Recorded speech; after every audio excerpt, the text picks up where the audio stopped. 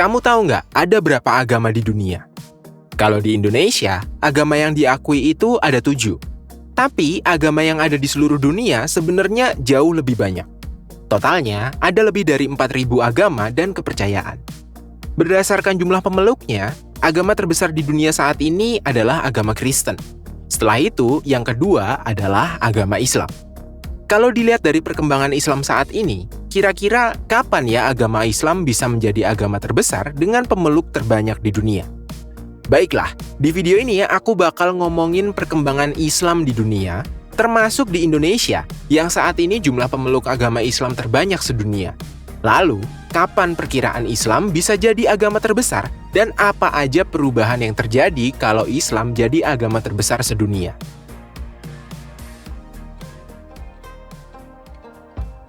Kalau kita ngomongin sejarah tentang Islam di dunia, Islam pertama kali muncul di tahun 611 Masehi di wilayah Arab, tepatnya di Mekah.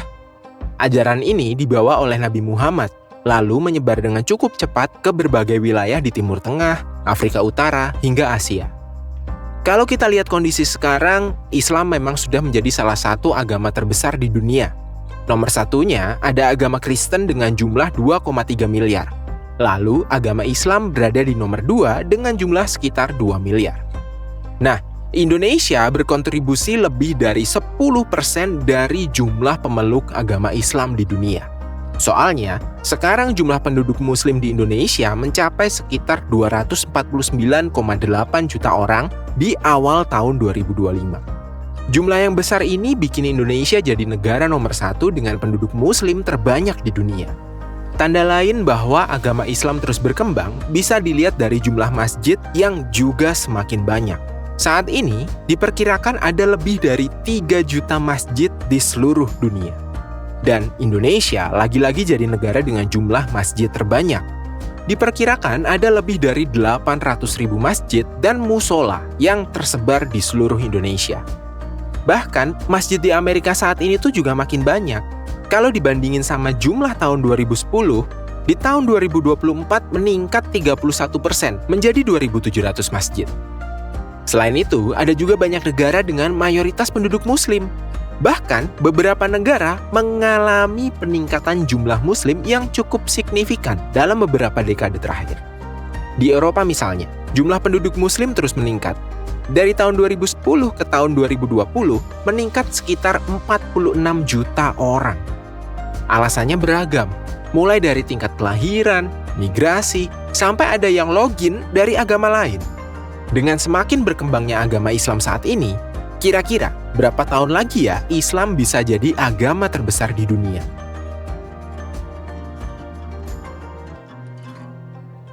Kalau kita berpatokan pada jumlah pemeluk agamanya, Islam bisa menjadi negara paling besar di dunia ketika pemeluknya bertambah lebih dari 300 juta orang. Alias melebihi pemeluk agama Kristen yang saat ini berjumlah 2,3 miliar. Tapi dengan catatan, kalau pemeluk agama Kristen tidak bertambah. Kalau bertambah, ya butuh lebih banyak orang yang memeluk agama Islam dan waktunya nggak singkat. Kira-kira butuh waktu kurang lebih 50 tahunan lah. Ini bukan asumsiku ya, tapi prediksi dari Pew Research Center. Katanya, Islam diprediksi akan menjadi agama dengan jumlah pemeluk terbesar di dunia di sekitar tahun 2075. Prediksi ini sebenarnya bukan asal ngomong aja, tapi ada hitungannya. Menurut data dari Pew Research Center, kuncinya ada di satu hal sederhana, jumlah bayi yang lahir setiap tahunnya.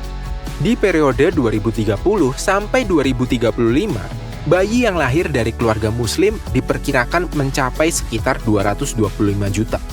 Sementara dari keluarga Kristen, jumlahnya sekitar 224 juta.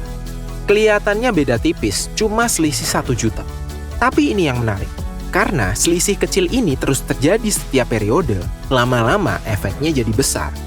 Masuk ke periode 2055 sampai 2060, jumlah kelahiran di keluarga Muslim naik jadi sekitar 232 juta bayi.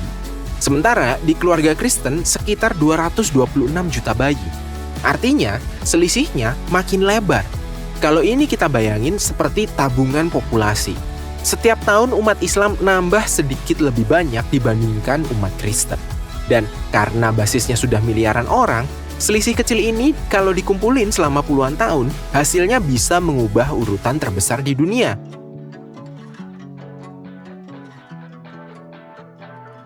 Kalau suatu saat Islam benar-benar menjadi agama terbesar di dunia, pasti bakal ada beberapa perubahan yang cukup signifikan.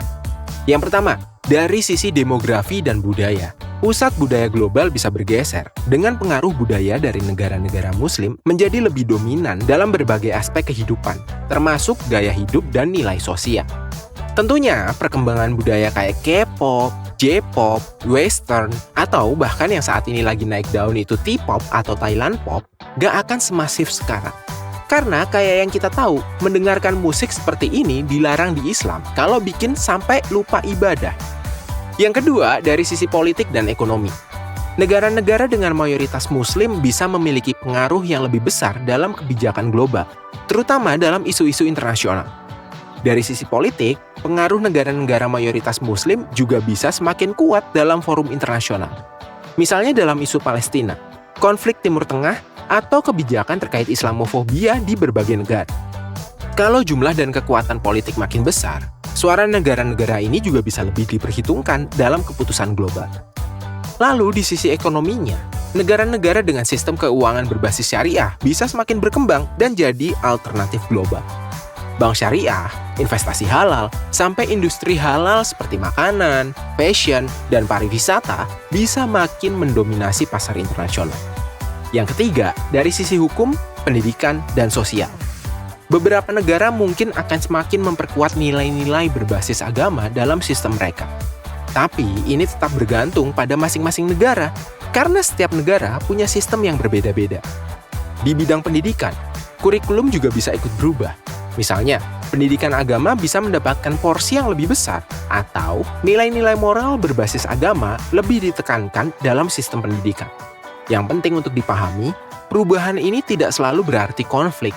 Justru, bisa berarti juga kolaborasi baru antara budaya dan peradaban.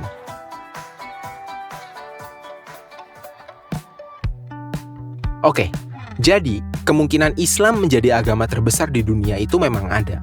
Apalagi jika melihat tren pertumbuhan saat ini, baik dari sisi jumlah penduduk, penyebaran, maupun faktor sosial lainnya. Kalau suatu saat itu benar-benar terjadi, yang perlu disiapkan adalah bagaimana kita menghadapi perubahan yang mungkin muncul, baik dari sisi sosial, budaya, maupun global. Karena pada akhirnya, yang menentukan bukan hanya seberapa besar suatu kelompok, tapi bagaimana kelompok tersebut hidup berdampingan dengan yang lain. Menurut kamu, apa aja faktor yang bisa bikin agama Islam semakin cepat jadi agama terbesar di dunia? Tulis komenmu di bawah ya.